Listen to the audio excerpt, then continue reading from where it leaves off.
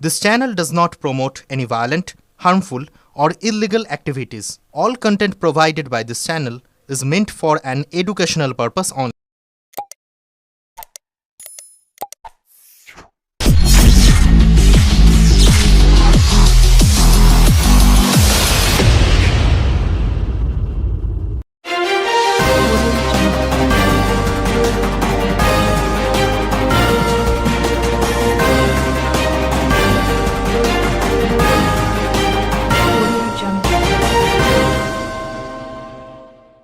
আবারও উত্তরপ্রদেশে খুন সিঙ্গুরের যুবক। বাংলায় কথা বলা এবং বাংলা থেকে পরিযায়ী শ্রমিক হওয়ার জন্য রোষের শিকার শেখ সৈদুল্লাহ নামের যুবক। বাড়ি সিঙ্গুর থানার দেওয়ানভেরি গ্রামে। পরিবারের অভিযোগ, বাংলায় কথা বলা নিয়ে সম্প্রতি তার ওপর সন্দেহ করতে এলাকার কয়েকজন যুবক। উত্তরপ্রদেশের ওরাইয়া থানার অভিযোগ দায়ের করা হয়েছে।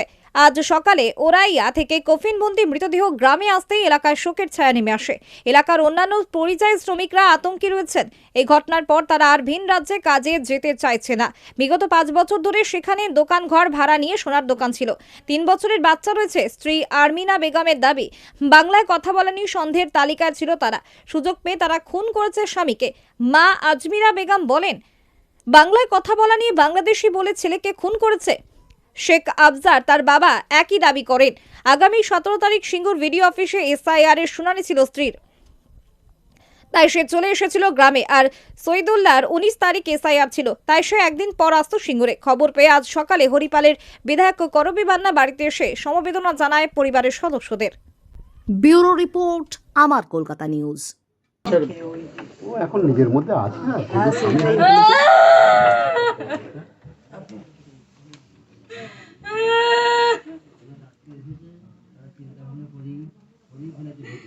কি ঘটনাটা কি একটু যদি বলেন। আমার বৌমার এই 17 তারিখে হিয়ারিং আছে। আমার বাচ্চা পেটিয়ে দিয়েছে বৌমাকে, বাচ্চা ছেলেটাকে নিয়ে গাড়িতে তুলে দিয়ে আমার বাচ্চা গেছে। যে রাত্রিরে কি হয়েছে, গুন্ডা লেগে আমার বাচ্চাকে জানে খতম করে দিয়েছে গো। আমার বাচ্চা আর ফোন করতে পারেনি, ফোন শুদ্ধ বাপ করে দিয়ে। কেন মনে হচ্ছে খুন করেছে? বাংলা কথা বলতো? আমরা বাংলা কথা বলি বলে ওরা বুঝতে পারে না। ওরা ভাবে যে আমরা কোনো প্ল্যান করেছি এর জন্য। আমার 17 তারিখে হিয়ারিং ছিল, এর জন্য পাঠিয়ে দিয়েছে। ওর 20 তারিখে ছিল, ওর আর্জেন্ট কাজ ছিল এর জন্য।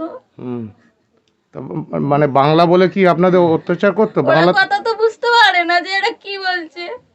মানে বাংলা কথা বলতেন আপনারা?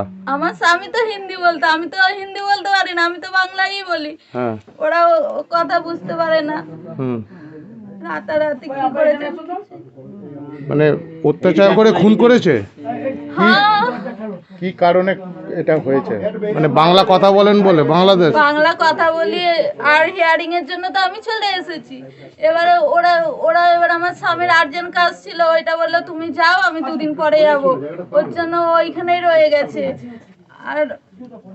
আর কি হয়েছে আপনারা কিভাবে জানতে পারলেন একটু যদি বলেন? কাজটা তুলে দিয়ে আমি যাব 20 তারিখ, এখন দেরি আছে। ফোন কালকে আমি গাড়ি থেকে নেমে আমি অনেক ফোন করেছি, ফোন সুইচ অফ, সারাদিন ফোন সুইচ অফ।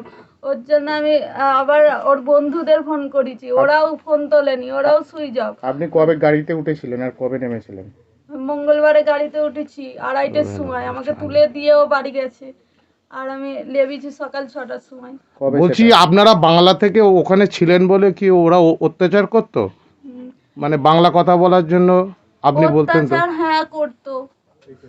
ওই যে বাঙালি বলে, আমাকে বাঙালি বলে ওই জন্যই খুন করেছে। এবার ওর হিয়ারিং ছিল, ও বউকে চাপে দিয়ে ও গেছে, গিয়ে বাড়িতে গিয়ে কাজ করেছে। খানিকটা কাজ করার পরে রাত্রিরে ওকে মার্ডার করে দিয়েছে, ফাঁকা পেয়েছে, মার্ডার করে দিয়েছে। মানে বাংলার ছেলেরা কেউ কাজ করবে না? না, ওখানে করে না। ওই জন্যই ওই কাণ্ড করেছে, মার্ডার করেছে।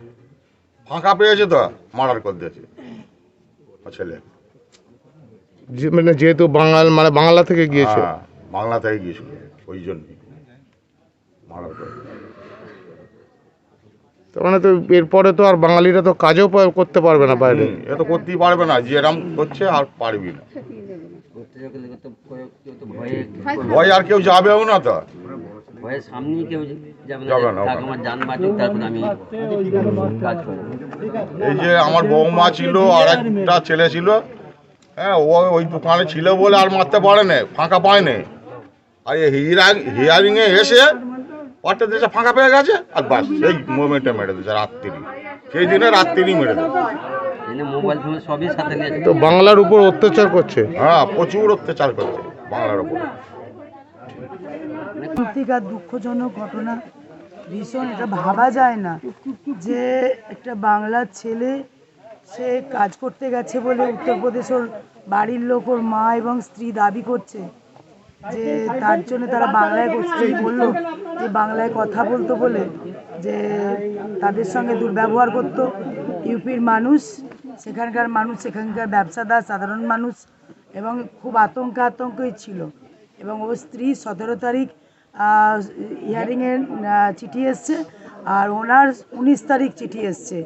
ওনার কাজ ছিল বলে স্ত্রীকে পরশুদিনই গাড়িতে চাপিয়ে দিয়েছে, আর পরশুদিনই ওখানে মার্ডার করে দিয়েছে। একটা খুব বাচ্চা, 3 বছরের বাচ্চা আছে ওদের, এবং খুব কম বয়সী একটা ছেলে, 28-30 বছর বয়স ছেলেটি। খুবই দুঃখজনক, মর্মান্তিক, এবার একটা লজ্জাজনক ঘটনা। এটা ভাবতে পারি না যে আমরা ভারতবর্ষের বুকে বাস করছি। শুধু বাংলা থেকে গেছে বলে, শুধু বাংলা, ওরা দাবি করলো তাই, সেটা বাংলা থেকে গেছে বলে। এটা এতদিন দেখছিলাম টিভিতে, মিডিয়ায়, কিন্তু নিজেদের এলাকায় এটা হবে এটা ভাবতেও পারিনি। অন্য পরিযায়ী শ্রমিকরা তারা তো খুব আতঙ্কে রয়েছে, সবাই আতঙ্কে আছে। আমরা যে বাইরে আমাদেরকে কাজে- বারবার ফোন করছি, যে বাইরে কাজে বারবার। এবং এই এসআইআর এর চিঠিটা দেখুন, যে বাবার আরো 6টা সন্তান কেন আছে তার জবাব দিতে সে এসআইআর এ রেখে পাঠিয়েছে। এটাও আমাদের কাছে লজ্জা যে এটা একটা চিঠি। এ তো আগামী দিনে তো বাংলার পরিযায়ী শ্রমিকরা তো বাইরে কাজে যাবে না, না। ভয় পাচ্ছে সবাই। প্রাণ তো সবার আগে, সবার আগে প্রাণ। কিন্তু কত নন বেঙ্গলি তারা আমাদের বাংলায় এসে কাজ করছে, বড় বাজারে দাঁড়ালে মনে হয় না বাংলায় দাঁড়িয়ে আছি। হ্যাঁ, অথচ তারা কি সুন্দরভাবে, আমার মুখ্যমন্ত্রী সবাইকে কি সুন্দর আপন করে রেখে সবাইকে কাজ দিয়েছে এখানে, তাতে তাদের কোনো অসুবিধা হচ্ছে না। কিন্তু এই রাজ্যের লোক গেলে, এই রাজ্যের লোক গেলেই বাংলা সবাই কথা বললে? আতঙ্কিত, সন্ত্রস্ত। বহু ছেলেরা, আমাদের বাড়ির ছেলেরা ভয়ে পালিয়ে আসছে, ভয়ে।